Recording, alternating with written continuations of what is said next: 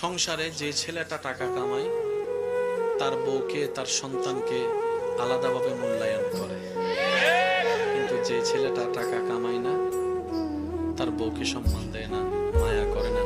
এটা না হয় বাদে দিলাম, নাতি তো নাতি।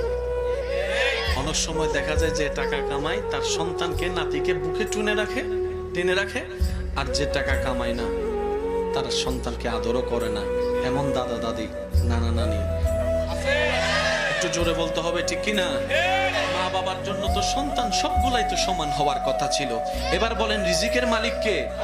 এখানে আমি জানি না আমার সাথে একমত হবেন কিনা, অনেক ছেলে এখানে আছে দাঁড়ে গিয়ে চাকরি খুঁজতেছে, চাকরি পাচ্ছে না, হাত কোটায় বসে থাকে নাই, চেষ্টা করছে।